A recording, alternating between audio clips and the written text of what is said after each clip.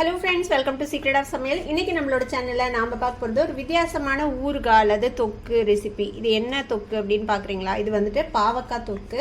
இது ஒரு அறுசுவையும் நிறைஞ்ச தொக்கு அப்படின்னு சொல்லலாம். இதில் வந்துட்டு இனிப்பு, காரம், கசப்பு, புளிப்பு, உப்புன்னு எல்லா டேஸ்ட்டுமே இருக்கும். இது நீங்கள் சாதத்தில் அப்படியே போட்டு பெரட்டி போட்டு சாப்பிட்லாம். இல்லை தயிர் சாதம், இல்லை பருப்பு சாதம், அதுக்கெல்லாம் வந்துட்டு ஊறுகாய் மாதிரி வச்சு சாப்பிட்லாம். அதுக்குமே ரொம்ப நல்லாயிருக்கும். தோசைக்கு தொட்டு சாப்பிட்றதுக்குமே இது ரொம்ப நல்லாயிருக்கும். சரி வாங்க, டிலே பண்ணாமல் இந்த வித்தியாசமான பாவக்காய் தொக்கு எப்படி செய்யலாம் அப்படின்னு பார்க்கலாம் வாங்க. ஒரு 1/4 கிலோ அளவுக்கு பாவக்காவை வந்துட்டு இந்த மாதிரி பொடி பொடியாக நறுக்கி வச்சுருக்கிறேன். உங்களுக்கு இன்னுமே பொடியாக வேணும்னாலும் நீங்கள் பொடி பொடியாக நறுக்கிக்கலாம். நான் வந்துட்டு இந்த அளவுக்கு நறுக்கி வச்சுருக்கிறேன். உள்ளே இருக்கிற அந்த விதை பகுதியை ஃபுல்லாக நீக்கிட்டு இந்த மாதிரி பொடியாக நறுக்கி வச்சுக்கோங்க. இப்போ இதில் ஒரு டீஸ்பூன் அளவுக்கு உப்பு சேர்த்திக்கலாம். ஒரு 1/2 டீஸ்பூன் மஞ்சள் தூள். இப்போ இது ரெண்டையும் சேர்த்து நல்லா கலந்து வச்சுருங்க. நல்லா கலந்து வச்சாச்சு. இது இப்படியே ஊறட்டும் ஒரு 10 நிமிஷம். ஒரு வடச்சட்டி அடுப்பில் வச்சுருக்கிறேன். இதில் கொஞ்சமாக நல்லெண்ணெய் விட்டுக்கலாம். ஒரு 2 ஸ்பூன் அளவுக்கு நல்லெண்ணெய். இப்போ இதில் நான் ஒரு மீடியம் சைஸ் பெரிய வெங்காயமும் ஒரு முழு கட்டை பூண்டு எடுத்து வச்சுருக்கிறேன். இப்போ இதை இதில் போட்டுக்கலாம். நீங்கள் பெரிய வெங்காயத்துக்கு பதிலாக ஒரு 7-8 சின்ன வெங்காயம் கூட யூஸ் பண்ணிக்கலாம். அதுவும் நல்லாயிருக்கும். இப்போ இதை வதக்கிக்கலாம். கொஞ்சம் செவந்து வரணும், அது வரைக்கும் இதை வதக்கிக்கோங்க.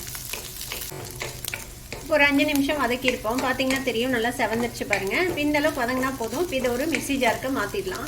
ஆடும் நம்ம வதக்கின வெங்காயம் பூண்டை மிக்சி ஜாருக்கு மாற்றி வச்சாச்சு. இப்போ அதே வடச்சட்டியில் திரும்பவும் நல்லெண்ணெய் பொரிக்கிற அளவுக்கு ஊற்றி வச்சுருக்கிறேன். இப்போ நம்ம ஊற வச்சுருக்கிறோம்ல, உப்பு மஞ்சள் பொடி போட்டு இந்த பாவக்காய், இப்போ இதை நம்ம பொரிச்சு எடுத்துக்க போகிறோம். நம்ம உப்பு போட்டு ஊற வச்சதுனால இதில் கொஞ்சமாக தண்ணி வருங்க பாருங்கள். இந்த மாதிரி தண்ணியை புழிஞ்சிட்டு, தண்ணி இல்லாமல் நம்ம போட்டு இதில் வறுத்து எடுத்துக்க போகிறோம். இப்போ இந்த மாதிரி புழிஞ்சிட்டேன். இப்போ இதை போட்டு நல்லா ஃப்ரை பண்ணி எடுத்துக்கலாம்.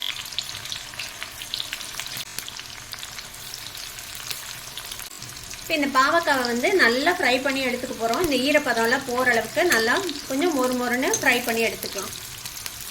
இதுக்கு ஒரு 5 நிமிஷம் ஆகும். நல்லா பொரிஞ்சு வறுபட்டு வரட்டும்.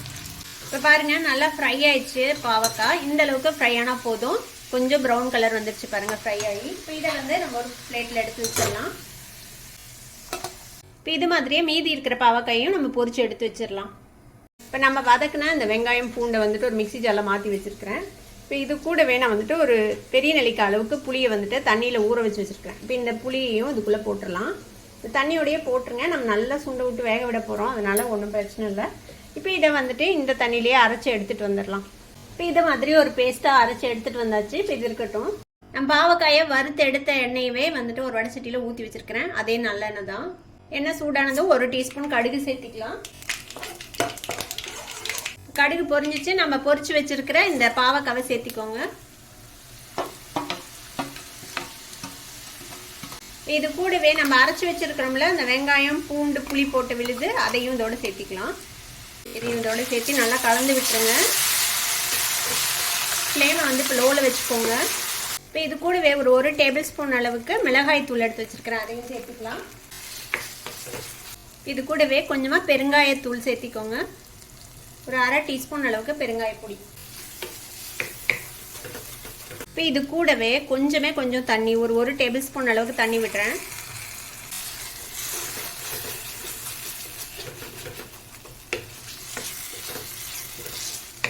இப்போ நம்ம போட்ட மசாலாலாம் நல்லா வெந்து வதங்கி வரணும்.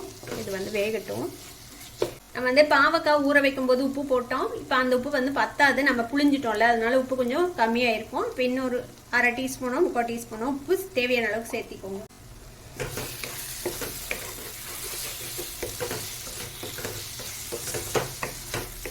லோ ஃப்ளேம்லேயே வச்சுக்கோங்க. நம்ம விட்ட எண்ணெய் பிரிஞ்சு வரணும். அது வரைக்கும் இது நல்லா வதக்கிட்டு போகிறோம் சுருளை. இப்போ பார்த்தீங்கன்னா தெரியும், எண்ணெய் பிரிய ஆரம்பிக்குது பாருங்கள் லேசாக உரத்தில். இப்போ இந்த ஸ்டேஜில் ஒரு 1/2 டீஸ்பூன் வறுத்து பொடி பண்ண வெந்தய பொடி வச்சுருக்கேன். இப்போ அதை சேர்த்திக்கலாம். இது கூடவே ஒரு டேபிள் ஸ்பூன் அளவுக்கு நாட்டு சர்க்கரை எடுத்து வச்சுருக்கிறேன். நாட்டு சர்க்கரை சேர்த்தலாம், இல்லை நீங்கள் வெல்லம் கூட சேர்த்திக்கலாம். இதோட சேர்த்து நல்லா மிக்ஸ் பண்ணி விட்டுடலாம். நல்லா அந்த வெல்லம்லாம் நல்லா மெல்ட் ஆகிற அளவுக்கு கலந்து விட்டுருங்க. இப்போ பார்த்தீங்கன்னா தெரியும் பாருங்க, நல்லா சுருண்டு வதங்கிருச்சு. எண்ணெயும் பிரிய ஆரம்பிச்சிருச்சு. இது நல்லா ஆறுச்சுன்னா இன்னும் கொஞ்சம் நல்லா எண்ணெய் பிரிஞ்சு வந்துடும் தனியாக. அவ்வளோதான், நம்மளோட பாவக்காய் ஊறுகாய் அல்லது பாவக்காய் தொக்கு இப்போ ரெடி ஆகிடுச்சு. அடுப்பு ஆஃப் பண்ணிடலாம். நம்மளோட பாவக்காய் தொக்கு அல்லது ஊறுகாய் ரெடி ஆகிடுச்சு பாருங்கள். இதை வந்து நீங்கள் ஒரு பாட்டிலில் போட்டு ஃப்ரிட்ஜில் வச்சு ஸ்டோர் பண்ணி நீங்கள் யூஸ் பண்ணலாம். ஒரு மாதம் வரைக்கும் இது வந்து கெட்டு போகாமல் இருக்கும். ரொம்பவே நல்லாயிருக்கும். ட்ரை பண்ணி பாருங்கள். இது வந்து சாதத்தோட பரட்டி சாப்பிட்லாம், இல்லை தோசைக்கு வச்சு சாப்பிட்லாம். தயிர் சாதத்துக்கு ரொம்பவே சூப்பராக இருக்கும். கண்டிப்பாக ட்ரை பண்ணி பாருங்கள். ட்ரை பண்ணி பார்த்துட்டு எப்படி இருந்தது அப்படின்னு கமெண்ட்ஸில் ஃபீட்பேக் கொடுங்க. இந்த வீடியோ உங்களுக்கு பிடிச்சிருந்ததுன்னா சப்ஸ்கிரைப் பண்ணுங்கள். பக்கத்தில் இருக்கிற பெல் ஐக்கானை கிளிக் பண்ணுங்கள். அப்போ தான் என்னோட ஃபியூச்சர் நோட்டிஃபிகேஷன்ஸ் உங்களுக்கு உடனே வந்து சேரும். லைக் பண்ணுங்கள், ஷேர் பண்ணுங்கள். தேங்க்யூ ஃபார் வாட்சிங் this video viewers. Bye bye.